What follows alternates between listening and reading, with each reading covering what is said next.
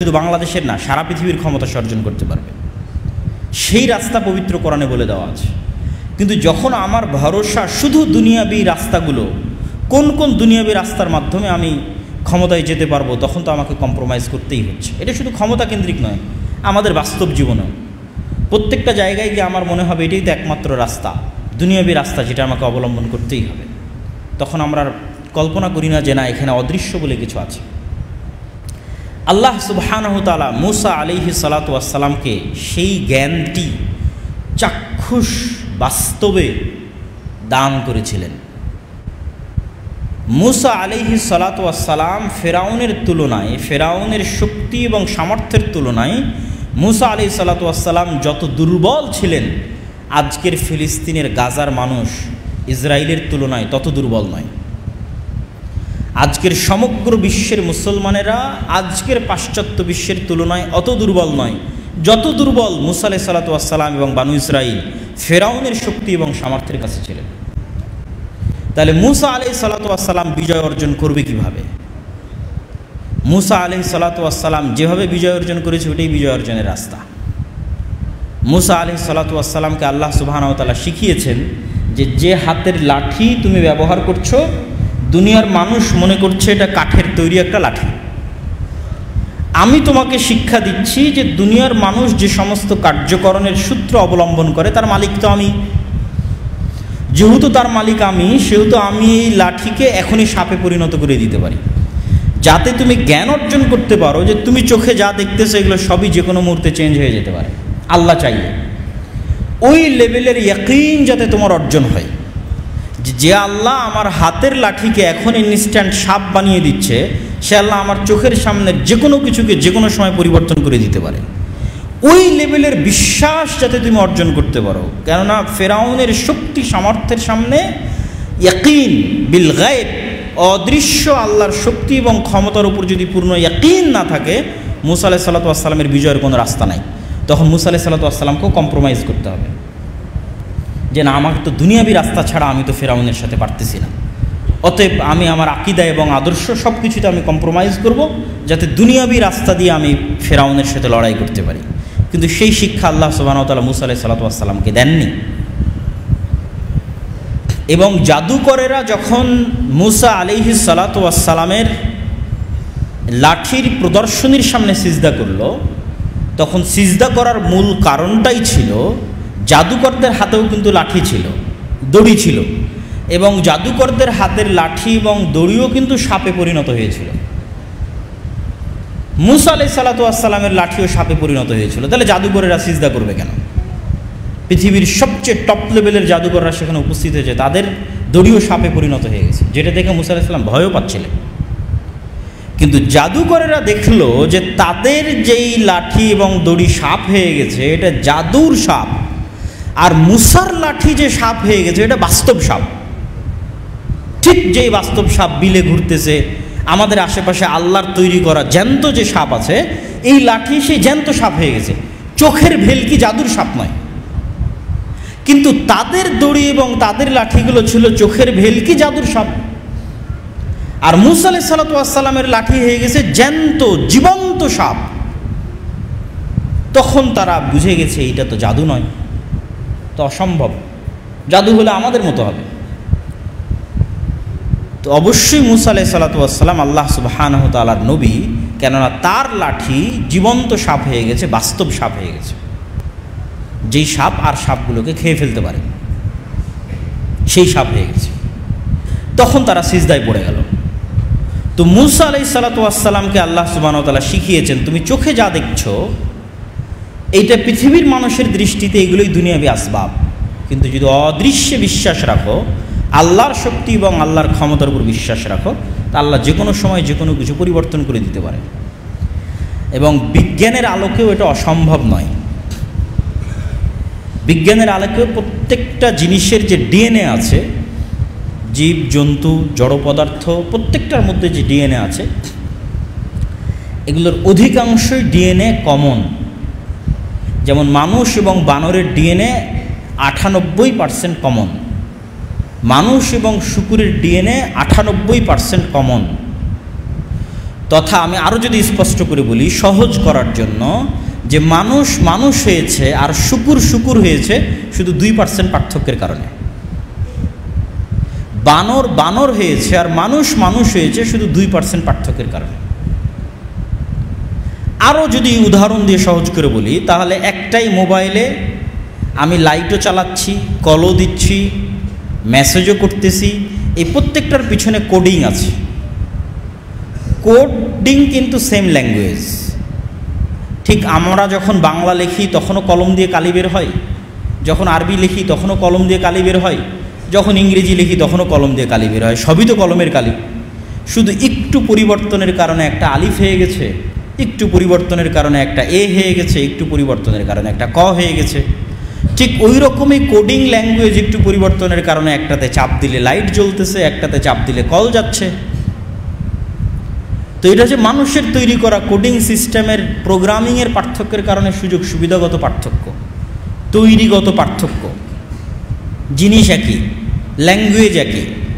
তো আল্লাহ সুবহানাহু ওয়া তাআলা এই পুরো পৃথিবীকে যেভাবে প্রোগ্রাম করেছেন, আল্লাহ একটু পরিবর্তন ডিএনএর মধ্যে একটু পরিবর্তন করে দিলে, তথা মানুষের ডিএনএ 2% পরিবর্তন করে দিলে সকালবেলা মানুষ দেখবে সে বানর হয়ে গেছে। এবং মানুষ যদি পৃথিবীর দ্বিতীয় কোনো প্রাণীতে পরিণত হয়, তাহলে অল্প পরিবর্তনে দ্বিতীয় 2টা প্রাণীতে পরিবর্তন হতে পারবে, একটা বানর একটা শূকর, ন্যূনতম সামান্য পরিবর্তন। এই জন্য রাসূল সাল্লাল্লাহু আলাইহি ওয়াসাল্লাম বলেছে যে আমার উম্মতের একদল মানুষ বানর এবং শূকরে পরিণত হয়ে যাবে। কেন? এটা সামান্য পরিবর্তনই হয়ে যাবে। আল্লাহ সুবহানাহু ওয়া তাআলা চাইবেন রাতের বেলা মানুষের ডিএনএ একটু পরিবর্তন হয়ে যাবে, সকালবেলা উঠে দেখবে সে বানর হয়ে গেছে, সকালবেলা উঠে দেখবে সে শূকর হয়ে গেছে। তাহলে পুরো পৃথিবী এরকম আল্লাহ সুবহানাহু ওয়া তাআলার কাছে যে কোনো কিছুকে যে কোনো মুহূর্তে উনি যে কোনো কিছুতে পরিবর্তন করে দিতে পারেন। ওয়া হুয়া আলা কুল্লি শাইইন কাদির। তো যখন এই লেভেলের বিশ্বাস মুসা আলাইহিস সালাতু ওয়াস সালাম অর্জন করেছে, তখন সামনে যদি বিশাল সমুদ্র থাকে আর পিছনে যদি বিশাল ফেরাউনের সেনাবাহিনী থাকে, তো মুসা আলাইহিস সালাম ভয় পাবে না। যদিও মুসা আলাইহিস সালাম জানেন না যে আল্লাহ সুবহানাহু ওয়া তাআলা তার জন্য সমুদ্রের মধ্যে রাস্তা তৈরি করে দিবেন, এটা তিনি জানেন না। কিন্তু এই জ্ঞান তার অর্জন হয়ে গেছে যে আল্লাহ চাইলে সব কিছু করতে পারে। আমার লাঠিকে যদি আল্লাহ সাপ বানিয়ে দিতে পারে, তাহলে ফেরাউনের শক্তি আসলে কোনো শক্তি নয়। ওই জন্য ইসলামের একটা কালেমা আছে, লা হাওলা ওয়ালা কুওয়াতা ইল্লা বিল্লাহ, যেখানে আল্লাহ সুবহানাহু ওয়া তাআলা পৃথিবীর সকল শক্তি সমান সমান 0। লা হাওলা নেই কোনো শক্তি, নাফি, নাকেরা। মাদ্রাসার ছাত্ররা খুব ভালো বুঝতে পারবে, যেটা হচ্ছে ইস্তিগরাক এর ফায়দা দেয়, তথা পরিপূর্ণরূপে নাফি, 0। লা হাওলা তথা আমেরিকার শক্তি, ইসরায়েলের শক্তি, সারা পৃথিবীর সবার শক্তি সমান 0। ওয়ালা কুওয়াতা ইল্লা বিল্লাহ, আল্লাহর শক্তি ছাড়া। কিন্তু ওই লেভেলের বিশ্বাস মুসলমানদের নাই। যেই লেভেলের বিশ্বাসে গেলে এই বিশ্বাসটা বাস্তবে অর্জন করতে পারবে, মুখে নয়। মুখে তো আমরা সবসময় বলতেছি লা হাওলা ওয়ালা কুওয়াতা ইল্লা বিল্লাহ, কিন্তু আমার জ্ঞান এবং আমার ইয়াকিন ওই স্তরে নয়। ওই স্তরের বিশ্বাস সাহাবীরা অর্জন করেছিলেন, ওই স্তরের বিশ্বাস নবীরা অর্জন করেছিলেন। যেমন গায়েবের একটা বড় বিষয় হচ্ছে ফেরেশতা। আমরা শুধু মুখে বলার সময় বলেছি আমানতু বিল্লাহ ওয়া মালাইকাতিহি ওয়া কুতুবিহি ওয়া রাসূলিহি, যে আমরা আল্লাহর উপর ঈমান আনয়ন করছি আর তার ফেরেশতার উপর ঈমান আনয়ন করছি। কেউ বিশ্বাসই করে না যে ফেরেশতা আছে, আলেম ওলামা মসজিদ মাদ্রাসা কেউ না। মানে ইন প্র্যাকটিক্যাল লাইফ ইয়াকিন লেভেলের বিশ্বাস নাই যে ফেরেশতা আছে। বলার সময় বলছি, পড়ার সময় পড়ছি, কিন্তু আল্লাহ সুবহানাহু ওয়া তাআলা কোরআনে কিন্তু কেউ যদি কোরআনের মেসেজ পড়ে, তাহলে এই জিনিসগুলোকেই বারবার গুরুত্ব দিচ্ছেন। এগুলোই বেসিক। মানুষ দুনিয়ার পিছনে দৌড়াদৌড়ি করতেছে, কিন্তু মানুষের আগে লাগবে অন্তত মুসলমানদের বিজয়ের জন্য গায়েবের উপর ইয়াকিন। যেমন গায়েবের একটা বিষয় হচ্ছে মালাইকা, ফেরেশতা। ফেরেশতাদের উপর বিশ্বাসই নাই মানুষের, মুসলমানদেরও নাই। আপনি যদি সাহাবীদের বিশ্বাসের লেভেল দেখেন ফেরেশতাদের উপরে, তাহলে আপনি তুলনা করতে পারবেন যে আমাদের ফেরেশতাদের উপর বিশ্বাসের লেভেলটা কোথায়। যদি সাহাবীদের লেভেলটা দেখেন যে সাহাবীরা কোন লেভেলে বিশ্বাস করতো ফেরেশতাদের, অসংখ্য হাদিস তুলে ধরা যাবে। আজকের জুমার খুতবায় সব হাদিস তুলে ধরার মতো সময় নেই, 2-1টা হাদিস বলি, তাহলে ছাত্ররা আরও খুঁজে বের করতে পারবে এবং মানুষও যখন পড়বে, এবং এটা আমাদের একটা বই আকারেও আসতেছে, সেই বই আকারে মোটামুটি সকল হাদিসই সেখানে একত্রিত করা আছে। যেমন রাসূল সাল্লাল্লাহু আলাইহি ওয়াসাল্লাম এরকম ভরা মজলিসে বসে আছেন, তো একজন অপরিচিত মানুষ আসলো, তাকে মদিনার কেউ চিনে না। আজকেও মদিনা যত ছোট শহর, সৌদি আরবের অন্য শহরের তুলনায়, দাম্মাম, রিয়াদ, জেদ্দার তুলনায় 50 ভাগের 1 ভাগও নয় মদিনা, এত ছোট শহর আজ এই আধুনিক যুগে। তাহলে সেই যুগে কত ছোট শহর হতে পারে? হাতে গোনা যাবে বাড়িঘর, 5টা 10টা 15টা 20টা বাড়ি হাতে গোনা যাবে। 700 থেকে 1000 মানুষ বসবাস করে, আর বেশি নয়। সবাই সবাইকে চিনে। তো মসজিদে উপস্থিত কেউ চিনতে পারতেছে না যে এই লোকটাকে। আবার তার গায়ে সফরের আলামত নাই। এটা তো আর আজকের যুগের সফর নয় যে বিমানে সফর করে আসলাম, এ তো মরুভূমির সফর। মরুভূমির সফরে আলামত থাকবে না, এটা অসম্ভব। যখন প্রশ্ন সব শেষ হয়ে গেল, ইসলাম কাকে বলে, ঈমান কাকে বলে, ইহসান কাকে বলে, ফিরে যাওয়ার সময় আল্লাহ নবী বলছে, চিনো শেখে, এই জিবরাইল এসেছিল তোমাদেরকে দিন শেখানোর জন্য। তাহলে সাহাবীরা স্বচক্ষে জিবরাইলকে দেখতেছে মানুষের রূপে। তাহলে তার বিশ্বাসের লেভেল যে হ্যাঁ জিবরাইল আছে, ফেরেশতা আছে, আর আমার বিশ্বাসের লেভেল আপনি কল্পনা করবেন। এরকম অসংখ্য হাদিস একটার পর একটা মিলাবেন যে একদল মানুষ যদি 24 ঘন্টা শুধু এরকম ফেরেশতার কথাই শুনে এবং ফেরেশতা রিলেটেড ঘটনাই দেখে সারাদিন, তাহলে তার কি হতে পারে? রাসূল সাল্লাল্লাহু আলাইহি ওয়াসাল্লাম বলতেছে যে আমাকে জিবরাইল এত বেশি পরিমাণে মেসওয়াক করতে বলে, কেননা ফেরেশতাদের গন্ধে কষ্ট হয়, মানুষের মুখের গন্ধে। তোমরা পেঁয়াজ রসুন খেয়ে মসজিদে আসিও না, কেননা তারা কষ্ট পায়। ওই বাড়িতে ফেরেশতা প্রবেশ করে না যে বাড়িতে ছবি মূর্তি থাকে। রাসূল সাল্লাল্লাহু আলাইহি ওয়াসাল্লামের বাড়িতেও একদিন ফেরেশতা প্রবেশ করেনি। এরকম ঘটনাগুলো যখন সামনে রাখবেন, এবং আরও চাক্ষুষ ঘটনা যদি বলি, বদরের যুদ্ধে সরাসরি সাহাবীরা ফেরেশতাদের যুদ্ধ করতে দেখেছে, এই মর্মে অসংখ্য রেওয়ায়াত আছে। খন্দকের যুদ্ধে রাসূলুল্লাহ সাল্লাল্লাহু আলাইহি ওয়াসাল্লাম যুদ্ধ শেষ করে এসে তরবারি রাখতে যাচ্ছেন, জিবরাইল এসে বলছেন আপনি তরবারি রেখে দিয়েছেন, আমরা তো রাখিনি। তো বলে কেন? তো বলে ইহুদিদের 3টে গোত্র বিশ্বাসঘাতকতা করেছে, বানু নাজির, বানু কায়নুকা, এরা বিশ্বাসঘাতকতা করেছে, এদের বিরুদ্ধে তথা এদেরকে মদিনায় থাকতে দেওয়া যাবে না। তো আনাস রাদিয়াল্লাহু তাআলা আনহু বলতেছে যে রাসূল সাল্লাল্লাহু আলাইহি ওয়াসাল্লাম আমাদেরকে এই 3টে ইহুদি গোত্রের বিরুদ্ধে অ্যাকশন নেওয়ার জন্য যখন আমরা রওনা দিলাম, তখন এই সমস্ত গোত্রের অলিগলিতে উড়ন্ত ধুলা আমরা অবলোকন করছি, যে উড়ন্ত ধুলা জিবরাইলের সেনাবাহিনীর ঘোড়ার পদাঘাতে তৈরি হয়েছে। সহিহ হাদিস যে আমরা এখন বানু নাজির, বানু কায়নুকা, বানু কোরাইজা এই গোত্রগুলোর দিকে এগিয়ে যাচ্ছি, তো আমাদের আগেই জিবরাইলের বাহিনী সেখানে পৌঁছে গেছে। তো জিবরাইলের বাহিনী সেখানে পৌঁছে যাওয়ায় জিবরাইলের বাহিনীর ঘোড়ার যে যাওয়া, এই যাওয়াতে যে ধুলা তৈরি হয়েছে সেই ধুলা আমরা দেখতে পাচ্ছি। সাদ বিন মুআজ রাদিয়াল্লাহু তাআলা আনহুর জানাজা অনেক ভারী হয়ে আসতেছে, মানুষের উঠাতে কষ্ট হচ্ছে। রাসূল সাল্লাল্লাহু আলাইহি ওয়াসাল্লাম বলতেছেন যে সাদ বিন মুআজের লাশের সাথে এত বেশি পরিমাণে ফেরেশতা আছে যে এই লাশ উঠাতে ওজনে ভারী মনে হচ্ছে। সাদ বিন মুআজের জানাজায় 70,000-এরও বেশি ফেরেশতা অংশগ্রহণ করেছে। জাবের রাদিয়াল্লাহু তাআলা আনহু তার পিতার মৃত্যুতে যখন ক্রন্দন করতেছেন, তখন রাসূল সাল্লাল্লাহু আলাইহি ওয়াসাল্লাম তাকে বলতেছে তুমি কেন কাঁদতেছো? তোমার পিতার লাশ ফেরেশতারা ঢেকে রেখেছে, ছায়া দিয়ে রেখেছে। হানজালা রাদিয়াল্লাহু তাআলা আনহুকে যখন গোসল দেওয়ানোর কথা আসতেছে, ফরজ গোসল, রাসূল সাল্লাল্লাহু আলাইহি ওয়াসাল্লাম বলতেছেন তাকে ফেরেশতারা ইতিমধ্যেই গোসল দিয়ে ফেলেছে, তাকে গোসল দেওয়ানোর প্রয়োজন নাই। তাহলে আপনি কল্পনা করেন যে এই রকম শত শত হাদিস জমা করা যাবে যেখানে প্রতিনিয়ত সাহাবীরা ফেরেশতাদের অস্তিত্ব অবলোকন করতেছে, অথবা আল্লাহর নবীর মুখে ফেরেশতার কথা শুনতেছে। আল্লাহ সুবহানাহু ওয়া তাআলা নিজে কোরআনে বহু জায়গায় তিনি যে বদরে, খন্দকে, উহুদে আসমান থেকে ফেরেশতা অবতীর্ণ করে সহযোগিতা করেছেন তার বর্ণনা দিয়েছেন। একজন সাহাবী বদরের মাঠে যুদ্ধ করতেছে, সে একটা গায়েবী আওয়াজ পেল যে আকদিমে হাইজুম, তুমি এগিয়ে যাও হে হাইজুম। সে বলল আমি এগিয়ে যাচ্ছি এক মুশরিকের দিকে তাকে আঘাত করার জন্য, কিন্তু আমার আঘাতের আগেই মুশরিক পড়ে গেছে এবং আমি দেখছি সে আহত অবস্থায় ছটপট করতেছে এবং তার আঘাত, তার শরীরে আঘাতের রক্ত বের হচ্ছে, অথচ আমি তাকে আঘাতই করিনি, আমি তাকে তরবারিতে আক্রমণই করিনি। রাসূল সাল্লাল্লাহু আলাইহি ওয়াসাল্লামকে এসে বললাম, রাসূল সাল্লাল্লাহু আলাইহি ওয়াসাল্লাম বললেন এটা তৃতীয় আসমান থেকে আসা ফেরেশতার সহযোগিতা ছিল। এগুলো সব সহিহ হাদিস। এরকম অসংখ্য হাদিস এবং আয়াত পেশ করা যাবে। তাহলে সাহাবীদের এই বিশ্বাস যে ফেরেশতা আছে, এটা গায়েবের বিশ্বাস, গায়েবের উপর ইয়াকিন, ওই বিশ্বাসের লেভেল আর আমাদের বিশ্বাসের লেভেলের মধ্যে তুলনা করেন।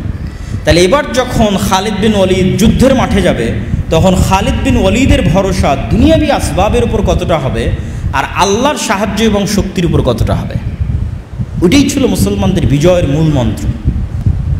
এবং ভবিষ্যতেও যদি মুসলমানেরা বিজয় লাভ করে তাহলে এটাই মূল মন্ত্র। কেননা পৃথিবীর সবচেয়ে শক্তিশালী টেকনোলজি হচ্ছে সাউন্ড টেকনোলজি। এইটার প্রমাণ কোরআন, এটা বিজ্ঞান এখন পর্যন্ত আবিষ্কার করতে পারেনি। কেননা আল্লাহ সুবহানাহু ওয়া তাআলা কোরআন মাজিদে বলেছেন যে আমি সকল সৃষ্টি তৈরি করেছি কুন ফায়াকুন, আওয়াজ দিয়ে, আওয়াজ। আর আল্লাহ সুবহানাহু ওয়া তাআলা পৃথিবী ধ্বংস করবেন সিঙ্গার ফুৎকার, আওয়াজ দিয়ে। তথায় প্রত্যেকটা জীব জন্তু জানোয়ার আওয়াজ বুঝে, কিন্তু ওই লেভেলের আওয়াজ আমি জানি না। কিন্তু ওই লেভেলের আওয়াজের জ্ঞান আল্লাহ সুলাইমান আলাইহিস সালাতু ওয়াস সালামকে দিয়েছিলেন, সাউন্ড টেকনোলজি। তথা পিঁপড়া কি আওয়াজ করলে পিঁপড়া বুঝবে, এই জ্ঞান সুলাইমান আলাইহিস সালাতু ওয়াস সালামের ছিল। কি আওয়াজ করলে গরু, ছাগল, মহিষ বুঝবে, এই জ্ঞান সুলাইমান আলাইহিস সালাতু ওয়াস সালামের ছিল। সাউন্ড টেকনোলজি সর্বোচ্চ লেভেলের। এখনকার বিজ্ঞান দাঁড়িয়ে আছে আলোর উপর, লাইট টেকনোলজি, আলোর টেকনোলজির উপর দাঁড়িয়ে আছে। সাউন্ড টেকনোলজির ধারে কাছেও তারা নাই। আর ওটাই আল্লাহ সুবহানাহু ওয়া তাআলা মুসলমানদের দিয়ে রেখেছে। কোরআন এই জন্য পৃথিবীর সর্বশ্রেষ্ঠ মুজিজা।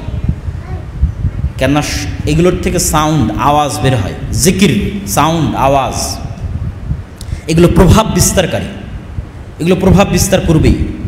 কিয়ামতের পূর্ব মুহূর্তে শুধু আল্লাহু আকবার আওয়াজ দিয়ে প্রাচীর ভেঙে যাবে। মানে মুসলমানেরা আওয়াজ করবে আল্লাহু আকবার, আওয়াজে প্রাচীর ভাঙবে। তো সর্বোচ্চ লেভেলের অস্ত্র মুসলমানদের কাছে আছে, কিন্তু ওইটা সম্পর্কে মুসলমানেরা জানে না। ওই লেভেলের জ্ঞান, ওই লেভেলের বিশ্বাস, ওই লেভেলের ইয়াকিন মুসলমানদের নাই। কোরআনে আল্লাহ সুবহানাহু ওয়া তাআলা কি বলছে সেই বিশ্বাস মুসলমানদের নাই। আল্লাহ সুবহানাহু ওয়া তাআলা কেন জিকির করার জন্য বলছে সকাল সন্ধ্যায়, সকল অসম্ভব সম্ভব হয়ে যেতে পারে জিকির দিয়ে, সকল অসম্ভব, সকল অসম্ভব। জাকারিয়া আলাইহিস সালাতু ওয়াস সালাম যখন আল্লাহ সুবহানাহু ওয়া তাআলার কাছে চাচ্ছেন যে আমাকে সন্তান দিতে হবে, অথচ আমি বার্ধক্য বয়সে এবং আমার স্ত্রী বন্ধ্যা, তখন আল্লাহ সুবহানাহু ওয়া তাআলা তাকে সন্তানের সুসংবাদও দিলেন। কিন্তু জাকারিয়া আলাইহিস সালাতু ওয়াস সালাম বিশ্বাস করতে পারছেন না, এটা অসম্ভব। এই 80-90 বছরের বার্ধক্য বয়সে আর আমার স্ত্রীর এই বন্ধ্যা অবস্থায় সন্তান হবে, তাহলে একটা আলামত দেন, যে আলামত কি, যে আলামত আমি বিশ্বাস করব যে সন্তান হবে। তো আল্লাহ সুবহানাহু ওয়া তাআলা বলছে আলামত এটাই যে তুমি সকাল সন্ধ্যা জিকির করবা, এটাই আলামত। আল্লাহ সুবহানাহু ওয়া তাআলার আরশ বিশাল। আমরা যে মহাশূন্য দেখি, এই মহাশূন্যের সাথে, এই মহাশূন্যকে যদি আমরা প্রথম আসমানের নিচের অংশ কল্পনা করি, তাহলে এই মহাশূন্যরই কোনো হদিস বিজ্ঞানীরা করতে পারেনি। যে মহাশূন্য আমরা দেখি, আমরা যেই গ্যালাক্সিতে বসবাস করি, এই গ্যালাক্সিতে আলোর গতিতে সফর করলে 1 লক্ষ বছর লাগবে এক মাথা থেকে আরেক মাথা যেতে। আর মানুষ যে যন্ত্র আবিষ্কার করেছে, সর্বোচ্চ গতির রকেট যদি এক গ্যালাক্সি থেকে আরেক গ্যালাক্সিতে যেতে চায়, আমাদের গ্যালাক্সি থেকে নিকটবর্তী গ্যালাক্সিতে, তাহলে 35,000 কোটি বছর লাগবে মানুষের। তো কত লক্ষ লক্ষ গ্যালাক্সি আছে তা মানুষও জানে না। এগুলো যদি সব নিচের আসমানের অবস্থা হয়, তো রাসূলুল্লাহ সাল্লাল্লাহু আলাইহি ওয়াসাল্লাম বলছেন এক আসমান থেকে আরেক আসমানের দূরত্ব 500 বছর। এইটা ধরলাম নিচের আসমানের অবস্থা। যে নিচের আসমানে এক গ্যালাক্সি থেকে আরেক গ্যালাক্সিতে মানুষের আবিষ্কার করা বর্তমান সর্বোচ্চ যন্ত্রের সময় লাগবে 35,000 কোটি বছর, মাত্র এক গ্যালাক্সি থেকে আরেক গ্যালাক্সি যেতে। অথচ গ্যালাক্সি যে কত লক্ষ লক্ষ কোটি কোটি আছে মানুষও জানে না, বিজ্ঞানীরাও জানে না। তাহলে এটাই যদি প্রথম আসমানের নিচের অবস্থা হয়, তাহলে এক আসমান থেকে আরেক আসমানের দূরত্ব 500, দ্বিতীয় থেকে তৃতীয়, তৃতীয় থেকে চতুর্থ, চতুর্থ পঞ্চম, পঞ্চম থেকে ষষ্ঠ, ষষ্ঠ সপ্তম। তারপরে যে আয়াত দিয়ে শুরু করেছিলাম ওয়াসিআ কুরসিয়্যুহুস সামাওয়াতি ওয়াল আরজ, রাসূল সাল্লাল্লাহু আলাইহি ওয়াসাল্লাম বলছেন আল্লাহর কুরসির তুলনা 7 আসমান এবং 7 জমিনের সাথে বিশাল মরুভূমির মধ্যে পড়ে থাকা এক টুকরা আংটির মতো। আর এই যদি হয় আল্লাহর কুরসির অবস্থা, তাহলে আল্লাহর কুরসির তুলনা আল্লাহর আরশের সাথে একই রকম। তথা 7 আসমান 7 জমিন যদি বিশাল মরুভূমির মধ্যে পড়ে থাকা এক টুকরা আংটি হয়, আর বিশাল মরুভূমি যদি আল্লাহর কুরসি হয়, তাহলে এই বিশাল মরুভূমি আল্লাহর আরশের তুলনায় এক টুকরা আংটির মতো বিশাল মরুভূমিতে পড়ে থাকা। তো ওই আরশ ফেরেশতারা বহন করবে। তো ফেরেশতাদের বহন করার শক্তি আছে আরশের, এই আরশের ওজন ফেরেশতারা বহন করবে, এই ক্ষমতা আছে। তো আল্লাহ সুবহানাহু ওয়া তাআলা ফেরেশতাদের একটা জিকির শিখিয়ে দিলেন যে তোমরা সবসময় বলবা লা হাওলা ওয়ালা কুওয়াতা ইল্লা বিল্লাহ। এই জিকির দিয়ে তোমরা এই আরশ বহন করার শক্তি অর্জন করতে পারবা। তো আসমান এবং জমিনে এমন কোনো ফেরেশতা নাই যে ফেরেশতা সবসময় জিকির না করছে। আমরা যেমন শ্বাস প্রশ্বাসের মাধ্যমে যেমন আমরা বেঁচে থাকি, ফেরেশতারা বেঁচে থাকে জিকিরের মাধ্যমে, আল্লাহ সুবহানাহু ওয়া তাআলার জিকিরের মাধ্যমে। তো এই টেকনোলজিগুলো হচ্ছে মুসলমানদের কাছে, কিন্তু ওই সেন্সে মুসলমানদের বুঝার জ্ঞান নাই। না হলে কি রাসূল সাল্লাল্লাহু আলাইহি ওয়াসাল্লাম যুদ্ধ চলা অবস্থায় সালাত আদায় করতে বলবেন? আপনি দুনিয়ার কোন লজিকে দাঁড় করাবেন যে যুদ্ধ চলা অবস্থায় সালাত আদায় করতে হবে? কেননা যুদ্ধের জয় পরাজয় নির্ভর করে দুনিয়াবি লজিকের উপর, যে আমি গুলি মারবো সে গুলি মারবে, আমি ফায়ার করব সে ফায়ার করবে, আমি তরবারি চালাবো সে তরবারি চালাবে, আমি বম মারবো সে বম মারবে, সব দুনিয়াবি। তাহলে এখানে তো দুনিয়াবি আধিপত্যের মাধ্যমে বিজয় অর্জন করা উচিত। সেখানে আল্লাহ বলতেছেন না, সময় হলো যুদ্ধের মাঠে সালাত আদায় করতে হবে। কেননা আসলে জয় পরাজয় দুনিয়াবি জিনিসের উপর নির্ভর করে না, জয় পরাজয় নির্ভর করে আল্লাহর সহযোগিতা, আল্লাহর সাহায্য, আল্লাহর শক্তির উপর। তা আল্লাহর সাহায্য, আল্লাহর শক্তি, আল্লাহর সাথে কথোপকথন, আল্লাহর সাথে যোগাযোগের পৃথিবীর সবচেয়ে উত্তম এবং সর্বশ্রেষ্ঠ এবং একমাত্র মাধ্যম হচ্ছে সালাত। ওইটা কন্টিনিউ রাখতে হবে। আল্লাহ সুবহানাহু ওয়া তাআলার জিকির এবং আল্লাহ সুবহানাহু ওয়া তাআলার সাথে সম্পর্ক কন্টিনিউ থাকলেই, আল্লাহ সুবহানাহু ওয়া তাআলার শক্তির উপর মানুষের আস্থা এবং বিশ্বাস থাকলেই মানুষের পক্ষে বিজয় অর্জন করা সম্ভব, মুসলমানদের পক্ষে বিজয় অর্জন করা সম্ভব। এবং গায়েবের উপর সর্বোচ্চ লেভেলের ইয়াকিন আছে এরকম 100টা 500টা 1000টা মানুষের পক্ষে সারা পৃথিবী বিজয় করা সম্ভব, সমগ্র পৃথিবী বিজয় করা সম্ভব। শুধু বাংলাদেশের ক্ষমতা নয়, সমগ্র পৃথিবীর ক্ষমতা অর্জন করা সম্ভব। এবং ওই লেভেলের মানুষ তৈরি হবে এবং ওইভাবেই তারা বিজয় অর্জন করবে। সেটা কখন কিভাবে হবে সেটা আল্লাহ সুবহানাহু ওয়া তাআলা ভালো জানে। কিন্তু এইটা ছাড়া দুনিয়াবি মাধ্যমে কম্প্রোমাইজ করে বিজয় অর্জনের আসলে কোনো রাস্তা নাই। তো আমি আমার বক্তব্য দীর্ঘায়িত করতে চাচ্ছি না। আল্লাহ সুবহানাহু ওয়া তাআলা আমাদেরকে এই সংক্ষিপ্ত বক্তব্য, যদি এটা অনেক লম্বা বক্তব্য, এর পিছনে অনেক নুসুস আছে, অনেক আয়াত আছে, অনেক হাদিস আছে, এবং সবগুলোই বিস্তারিত বুঝা এবং বিভিন্ন অ্যাঙ্গেল থেকে জানার সুযোগ আছে। যেমন মানুষের অন্তরে নূর তৈরি হওয়া, রাসূলুল্লাহ সাল্লাল্লাহু আলাইহি ওয়াসাল্লাম বলছেন আল্লাহুম্মা জাআল ফি কলবি নূরা, অন্তরে নূর তৈরি হয়, আমল নূর তৈরি করে। এবং মানুষ যত নূর অর্জন করবে সেই নূর কিয়ামতের মাঠে, কবরে এবং সিরাতে তাকে সহযোগিতা করবে, আলো দিবে, কেননা সেই দিন কোনো আলো থাকবে না। তো এগুলো আরও অনেক বিষয় আছে যেগুলো একটা আরেকটার সাথে রিলেট এবং কানেক্ট করে। নূরও হচ্ছে অদৃশ্য, গায়েব, এটা চোখে দেখা যায় না। যেমন দুনিয়ার অনেক লাইট চোখে দেখা যায় না, তারপরও বিজ্ঞান হয়তো সেটা ধরতে পারে। দুনিয়ার এমনও লাইট আছে যে লাইট বিজ্ঞান ধরতে পারে না। আপনি বলবেন এটা আবার কেমন কথা? দুনিয়ার কিছু লাইট আছে যে আমরা দেখতে পাই না কিন্তু বিশ্বাস করি, কিন্তু বিজ্ঞান ধরতে পারে যে হ্যাঁ আছে লাইট। যেমন আমরা যখন এসি অন করি অফ করি তখন রিমোট থেকে একটা লাইট বের হয়ে এসির সাথে কানেক্ট হয়, এটাকে বলে ইনফ্রারেড রে, ইনফ্রারেড লাইট। ঠিক আছে, এরকম সব এগুলো যে ক্যামেরা চলতেছে, লাইভ চলতেছে, এগুলো সব লাইটের উপর আলো, এই আলোটা আমরা চোখে দেখতেছি না, সেটার উপর নির্ভর করে পরিচালিত হচ্ছে। তো এমনও লেভেলের আলো আছে যেই লেভেলের আলো বিজ্ঞানও ধরতে পারবে না। তার দলিল কোথায়? তার দলিল হচ্ছে কুকুরের ঘ্রাণ শক্তি মানুষের ঘ্রাণ শক্তির চাইতে 10,000 গুণ বেশি। আমরা মানুষকে চেহারা দেখে চিনি, কুকুর মানুষকে চেহারা দেখে চেনে না। মানে আপনি আমাকে যেইভাবে দেখতেছেন, কুকুর আসলে আমাদেরকে এইভাবে দেখে না। কারণ আমাদের কাছে পৃথিবীটা 3D, ত্রিমাত্রিক। কুকুরের কাছে পৃথিবী 3D নয়। কুকুর সামান্য কিছু কালার দেখে, আর বেশিরভাগ সময় চিনতে পারে ঘ্রাণ, ঘ্রাণ সঙ্গে চিনতে পারে। আমরা একটা মানুষের অবয়ব দেখে চিনতেছি, এইভাবে নয়। তো কুকুর যেই লেভেলের ঘ্রাণ অর্জন করে, ওই লেভেলের ঘ্রাণের ক্ষমতা মানুষের নাই, মানুষের তৈরি কোনো যন্ত্রের নাই। এটা হচ্ছে আমাদের দলিলের জায়গা, যে কুকুর যেই লেভেলের ঘ্রাণ অর্জন করে ওই লেভেলের ঘ্রাণ অর্জন করার ক্ষমতা মানুষের নাই, মানুষের তৈরি কোনো যন্ত্রের নাই। এই জন্য মানুষ কুকুরকে প্রশিক্ষণ দিয়ে কোথাও বম আছে কিনা, কোথাও কোনো কিছু আছে কিনা, হারিয়ে যাওয়া কোনো ব্যক্তি, তাকে অনুসন্ধানের জন্য কুকুরকে লাগায়। কেন? কুকুরের যে ঘ্রাণ শক্তি, ওই ঘ্রাণ শক্তি ধরতে পারবে এই লেভেলের কোনো যন্ত্র নাই। ঠিক হাতির যেই শ্রবণ শক্তি, হাতির শ্রবণ শক্তি মানুষের শ্রবণ শক্তির চেয়ে কয়েক হাজার গুণ বেশি। হাতি যেই লেভেলের শুনতে পায়, ওই লেভেলের শোনার ক্ষমতা মানুষের নাই, মানুষের তৈরি কোনো যন্ত্রের নাই। তো এমনও শব্দ পৃথিবীতে আছে যেই শব্দ হাতি শুনে, মানুষ শুনে না, মানুষের তৈরি কোনো যন্ত্র শুনে না। এমনও ঘ্রাণ পৃথিবীতে আছে যেই ঘ্রাণ মানুষ নিতে পারে না, মানুষের তৈরি যন্ত্র নিতে পারে না। তাহলে এমনও লাইট, আলো পৃথিবীতে আছে যে আলো মানুষ দেখে না, মানুষের তৈরি যন্ত্র দেখে না। যে আলো দেখলে কুকুর চিৎকার করে ওঠে, যে আলো দেখলে মোরগ চিৎকার করে ওঠে। কুকুর দেখে শয়তানের আলো, আর মোরগ দেখে ফেরেশতার আলো। পৃথিবীতে আছে। তো এটাই, ফেরেশতারা নূরের তৈরি, নূর পৃথিবীতে আছে, বিরাজ করছে পৃথিবীতে। সে নূর রাসূল সাল্লাল্লাহু আলাইহি ওয়াসাল্লাম চেয়েছে যে অন্তরে তৈরি হোক, কানে তৈরি হোক, চোখে তৈরি হোক, ডানে বামে তৈরি হোক।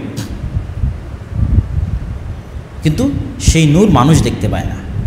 তার মানে মানুষ দেখতে পায় না মানে মানুষের যন্ত্র দেখতে পায় না, তার মানে সেটার অস্তিত্ব নাই। তাহলে ওই যে এরকম, এইটা দুটো উদাহরণ দিলাম আমি, কুকুর আর হাতি। পৃথিবীর এরকম কত লেভেলের প্রাণীর, কত স্তরের ভিন্ন ভিন্ন যোগ্যতা আছে, যেই স্তরের যোগ্যতায় মানুষ পৌঁছতে পারে না, মানুষের যন্ত্র পৌঁছতে পারে। ওইটাই প্রমাণ করে যে আসলে পৃথিবীতে এমন কিছু আছে যেটা অর্জন করার ক্ষমতা মানুষের নাই, মানুষের তৈরি করা যন্ত্রেরও নাই।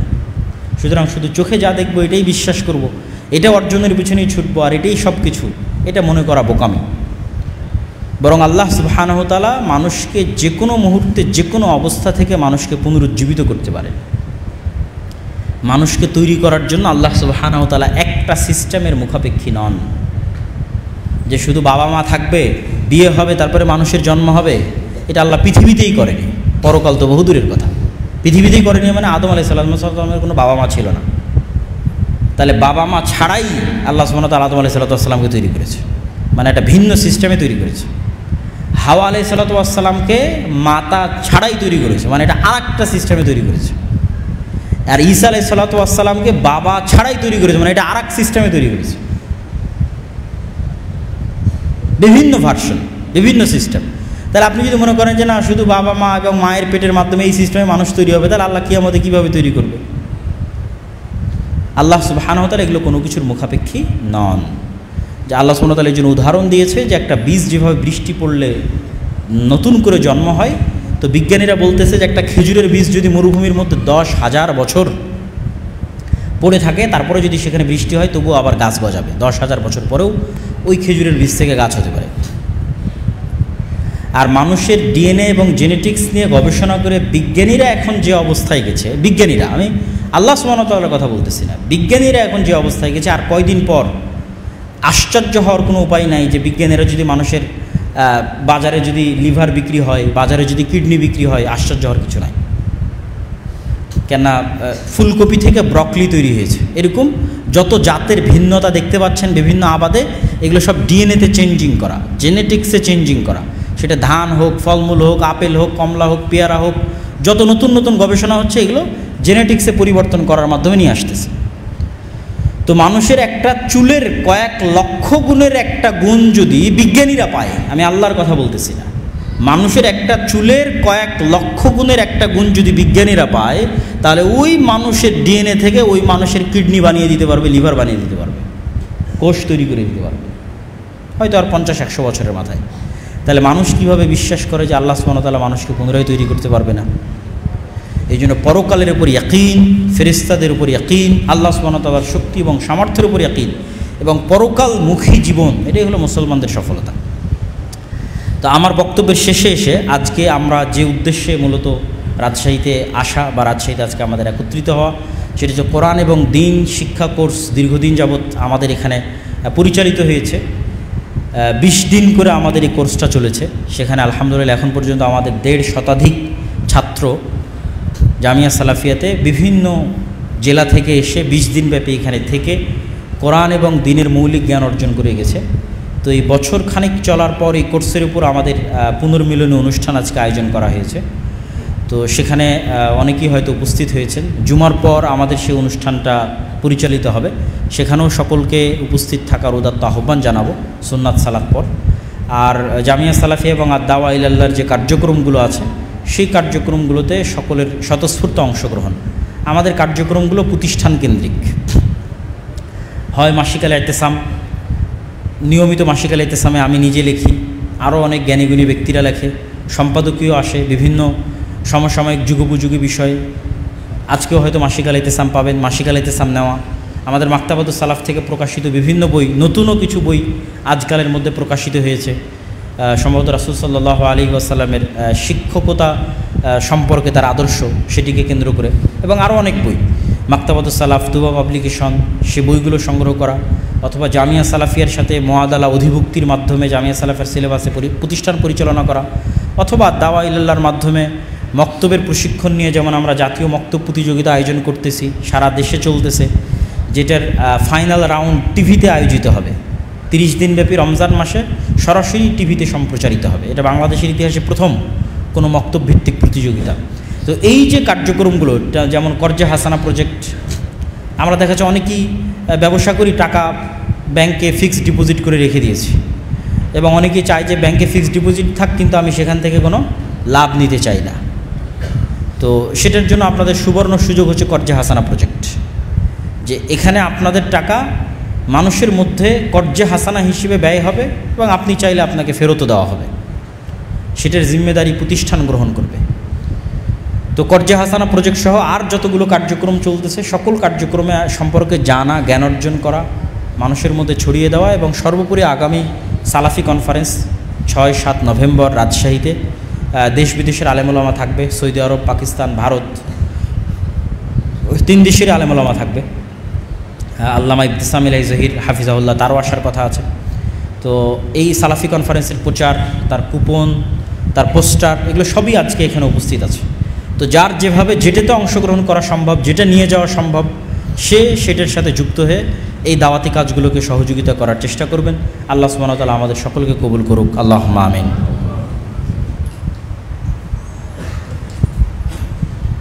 আলহামদুলিল্লাহ ওয়াহদাহু ওয়াসসালাতু ওয়াসসালামু আলা মান লা নাবিয়্যা বা'দাহু। ইয়া আইয়ুহাল্লাযীনা আমানু সাল্লু আলাইহি ওয়া সাল্লিমু তাসলিমা। আল্লাহুম্মা সাল্লি আলা মুহাম্মাদিন ওয়া আলা আলি মুহাম্মাদ কামা সাল্লাইতা আলা ইব্রাহিম ওয়া আলা আলি ইব্রাহিম ইন্নাকা হামিদুম মাজিদ। আল্লাহুম্মা বারিক আলা মুহাম্মাদিন ওয়া আলা আলি মুহাম্মাদ কামা বারাকতা আলা ইব্রাহিম ওয়া আলা আলি ইব্রাহিম ইন্নাকা হামিদুম মাজিদ। রব্বানা যালামনা আনফুসানা ওয়া ইল্লাম তাগফির লানা ওয়া তারহামনা لنكونن من الخاسرين. ربنا ظلمنا أنفسنا وإن لم تغفر لنا وترحمنا لنكونن من الخاسرين. ربنا ظلمنا أنفسنا وإن لم تغفر لنا وترحمنا لنكونن من الخاسرين. ربنا آتنا في الدنيا حسنة وفي الآخرة حسنة وقنا عذاب النار.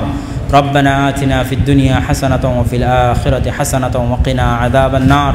ربنا آتنا في الدنيا حسنة وفي الآخرة حسنة وقنا عذاب النار. رب ارحمهما كما ربياني صغيرا. رب ارحمهما كما ربياني صغيرا. رب ارحمهما كما ربياني صغيرا. رب ارحمهما كما ربياني صغيرا. رب ارحمهما كما ربياني صغيرا. اللهم انصر المسلمين المؤمنين المظلومين المجاهدين في فلسطين. اللهم انصر المؤمنين المسلمين المظلومين المجاهدين في فلسطين. اللهم انصر المؤمنين المسلمين المظلومين المجاهدين في فلسطين. اللهم اخذل اليهود والنصارى والكفرة والمشركين. اللهم اخذل اليهود والنصارى والكفرة والمشركين. اللهم اخذل اليهود والنصارى والكفرة والمشركين. اللهم احفظ بلادنا وبلاد سائر المسلمين. اللهم احفظ بلادنا من كيد الكائدين ومكر الماكرين. اللهم احفظ بلادنا من كيد الكائدين ومكر الماكرين. اللهم وفق ولاة أمرنا لما تحب وترضى. اللهم وفق ولاة أمرنا لما تحب وترضى. اللهم وفق ولاة أمرنا لما تحب وترضى. اللهم اشف مرضانا ومرضى جميع المسلمين. اللهم اشف مرضانا ومرضى جميع المسلمين. اللهم اشف مرضانا ومرضى جميع المسلمين اللهم ارحم موتانا وموتى جميع المسلمين اللهم ارحم موتانا وموتى جميع المسلمين اللهم ارحم موتانا وموتى جميع المسلمين سبحان ربك رب العزة عما يصفون وسلام على المرسلين والحمد لله رب العالمين